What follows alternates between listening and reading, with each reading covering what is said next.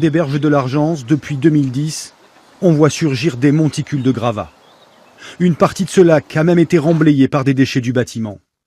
À quelques kilomètres de la mer, ces remblais sauvages, en cas de forte pluie, peuvent aggraver le risque d'inondation. La vallée de l'Argence a été inondée 3 fois ces 6 dernières années. L'eau reste prisonnière des remblais et s'évacue mal vers la mer.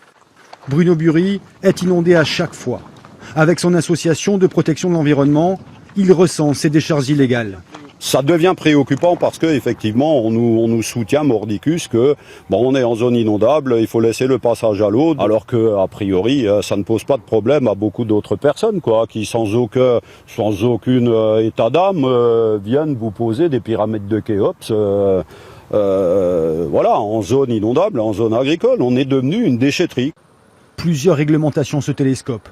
Plan local d'urbanisme, plan de prévention des risques d'inondation, code de l'environnement. Les fraudeurs peuvent exercer longtemps avant d'être poursuivis. Les services de la préfecture ont dressé 90 procès-verbaux depuis 3 ans. Une seule affaire est devant la justice. Elle concerne ce terrain. Des centaines de tonnes de terre et de gravats. Aujourd'hui, il est à l'abandon. Son exploitant est mis en examen pour installation sans autorisation et blanchiment d'argent. Il y a quelques mois encore, des dizaines de camions venaient ici vider leur cargaison. Une aubaine pour les entrepreneurs. 70 € le camion, contre 200 dans une décharge autorisée. Ce sont les voisins qui ont alerté les services de l'État.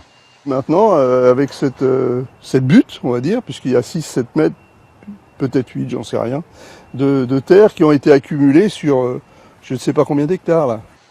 Les premiers camions ont commencé à déverser leur tas de gravats en 2013. Il a fallu 3 ans pour que l'enquête accélère et qu'un véritable système organisé de fraude soit mis au jour. On parle de 1 800 000 €. Donc on voit que ce sont des sommes importantes et on voit très bien l'intérêt des personnes qui se livrent à ce genre d'opération, puisqu'on écarte tous les contrôles administratifs qu'ils peuvent avoir sur des gravats et on peut se débarrasser des gravats d'un coût beaucoup moindre qu'ils l'auraient dans le circuit officiel. Ce premier coup d'arrêt judiciaire affole les exploitants dans l'illégalité. Un peu partout dans la vallée de l'Argence, les tas de gravats s'accumulent. Sur le terrain de cette entreprise de terrassement, plusieurs hectares de remblais. L'arrivée de notre caméra n'est pas la bienvenue. On est pris à partie par un employé.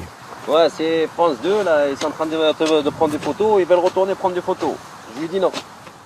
Finalement, le gérant accepte de nous parler.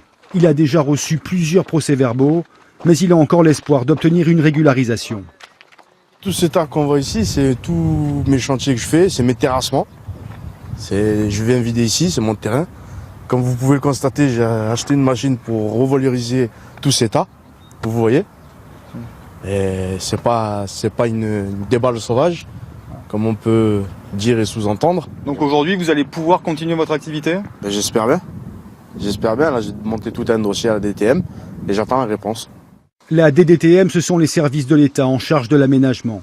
Face à l'ampleur du phénomène, des risques de pollution et d'inondation, la préfecture a décidé de durcir les procédures. L'administration dispose depuis des textes législatifs récents de pouvoirs de sanction plus importants qui évitent pour certaines affaires d'avoir à saisir le tribunal et qui permettent de prononcer des amendes, d'obliger les contrevenants à reconstituer les lieux dans leur état initial sous peine d'astreinte. Malgré les amendes et les sanctions, ces tas de gravats sont amenés à rester encore longtemps dans la vallée de l'Argence. Beaucoup d'entreprises disparaissent en laissant les gravats.